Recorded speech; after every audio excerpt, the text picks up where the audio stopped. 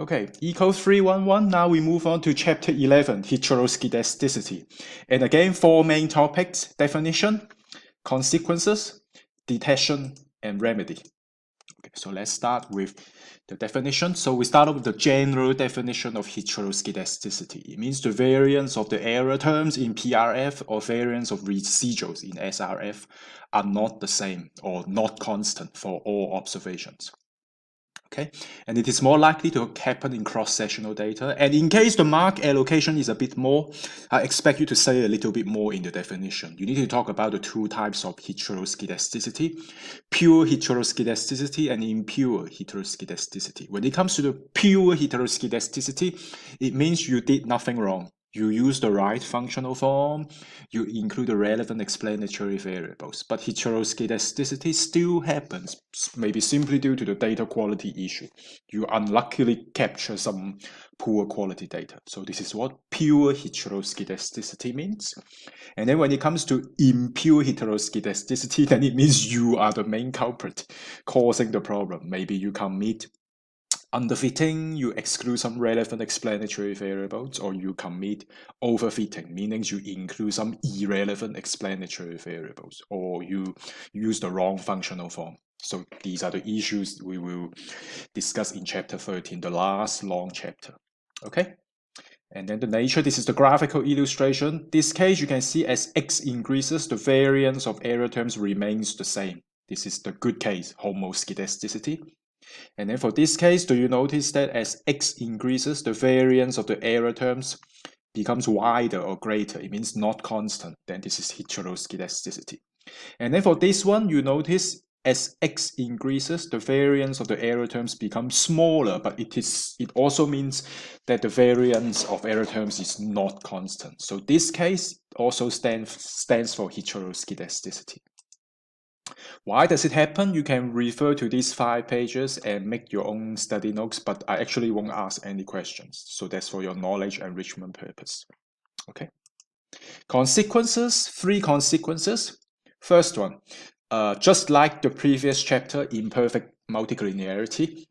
If heteroskedasticity happens, luckily the parameters are still fine, linear and unbiased. But unfortunately, the problem has to do with the variance of the error terms. Okay, remember in the last chapter, if imperfect collinearity or imperfect multicollinearity happens, it causes the variance of the error terms to become larger. You know the direction larger. But when it comes to this chapter, heteroskedasticity, we don't know the direction of the bias. See the words in red, the direction of the bias is unknown. So in other words, if heteroskedasticity happens, the variance of the error terms could become larger or it could become smaller. We don't know. But since the variance of the error terms, variance of the parameter, variance of the parameter, and which in turn means the standard error of the parameter, is not is biased, then it would affect the usual confidence and hypothesis testing results. Remember, for confidence interval and hypothesis testing in the t-test, it involves the standard error of the parameter. Okay. So let me repeat the second point. I think I spoke the wrong term. It should be the variance or the standard error of the parameter. Let me repeat. The variance of parameter and standard error of parameter become biased, but the direction of the bias is unknown. So it could be an upward bias or downward bias. Okay. Detection, the unofficial method, informal methods would be the graphical sketch method. So this is a good example. You see heteroskedasticity, but we have to use the official statistical method. So let's look at the first one. So you are going to, for this module, you have to know the following 3 methods. The first method, park test, works for bivariate regression. So look at this one. I run the regression y as a function of x, bivariate regression. Then I extract the residuals, and then I derive the square of the residuals. And then we use the square of the residual as a proxy of variance of error terms. And then I run this regression, log of the square of residuals, which is the proxy of variance of error terms as a function of log of x. Now we want to conduct, by the way, this regression must be given to you. Otherwise, it is impossible for you to conduct a park test. So I think the goal is that I think for this alpha 2, we actually want it to be 0, because if alpha 2 is 0, then this whole term, alpha 2 log x, falls away. Then it means if alpha 2 is 0, it means there is no relationship between x and the log of the square of residuals. Again, remember log of square of residual stands for a proxy of the variance of error term. So if there's no relationship between x and square of residuals, then it actually implies homoskedasticity. Okay? Because it means when x or the log of x increases, there is no indication that the log of square of residuals would increase or decrease. Okay, because if I can prove it that alpha 2 is equal to 0. So in other words, now we really move on to do the Park test. A new hypothesis, alpha 2 is 0, then it actually means homoskedasticity. So in other words, the goal of the Park test is that we do not want to reject the new hypothesis. I repeat one more time. We do not want to reject the new hypothesis because we want constant variance of error terms. That is homoskedasticity.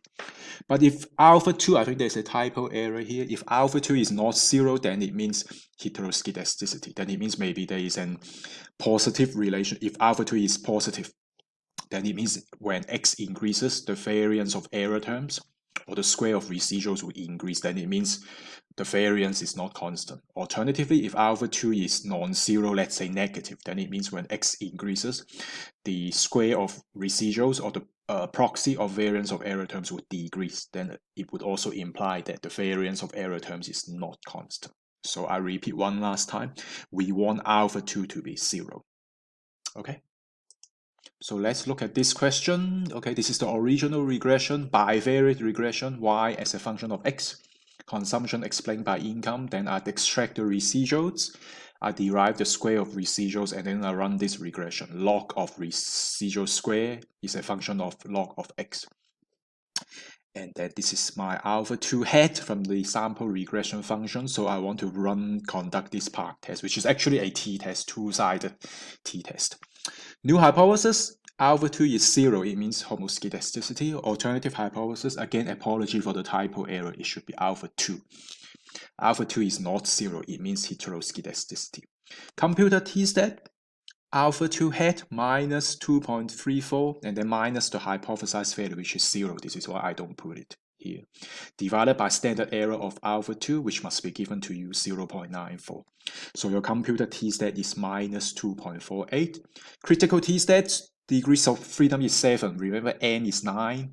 Bivariate regression, k is 2. So degrees of freedom is 7. Two-sided t-test. So when you look at the t-table, alpha 5%, then it means top row, half of the alpha, 2.5%. Second row of your t-table, full alpha, 5%. Then you would find 2.345, and then you must add plus or minus 2.345. And since the computer t-stat minus 2.48 is smaller than both critical t-stats, then it means your computer t-stat lies in the rejection region on the left-hand side.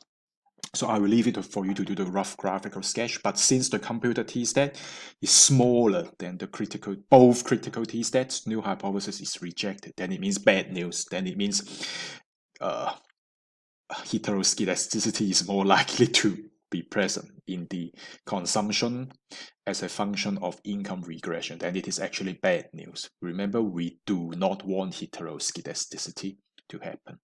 So this is the Park test, which is quite straightforward. So I repeat again, Park test only works for bivariate regression, and you conduct two-sided hypothesis testing. And the aim of the Park test is for this two-sided t-test, we do not want to reject the new hypothesis. So this is the first test, Park test. This test not prescribed too much for third year level. Then we move on to the second test, Spearmans rank correlation test. It also only works for bivariate regression, and it involves two-sided t-test. First of all, I want you to look at the first 6 steps. They might sound very confusing.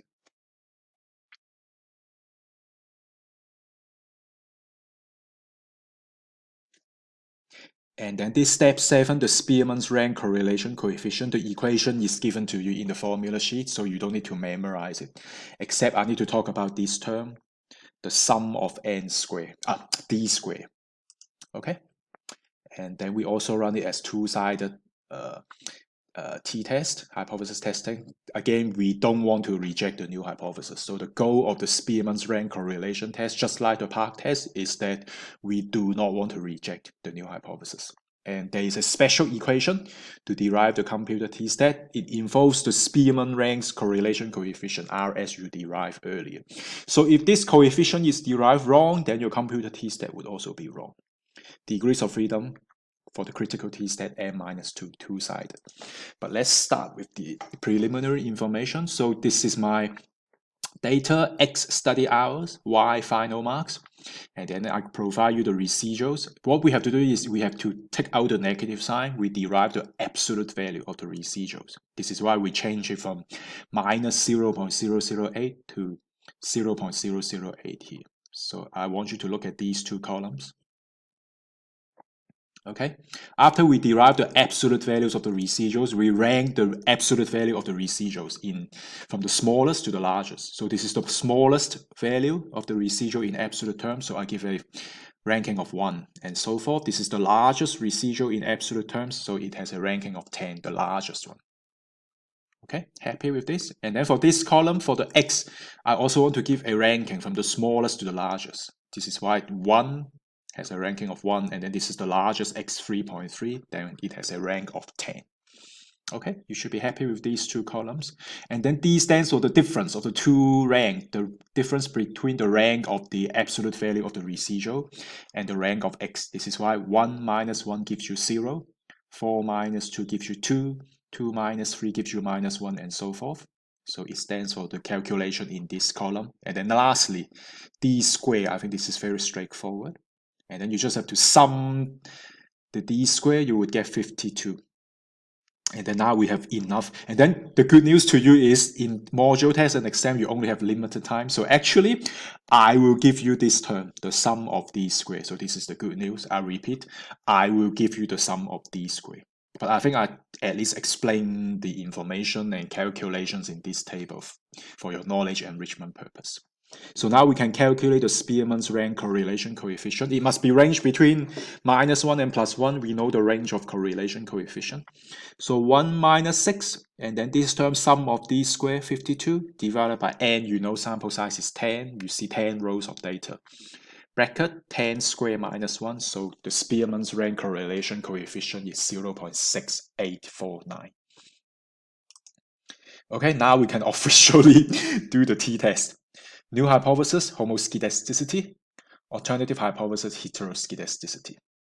Okay, straightforward. Then computer T-stat. Remember I said earlier this equation will be given to you. So it is the Spearman rank correlation coefficient, 0.6849 times square root of degrees of freedom n-2, which is 8 actually. And then denominator, square root, 1 minus the square of the Spearman's rank correlation coefficient. This is where the students, over the years, they make the mistake. They forgot to take the square.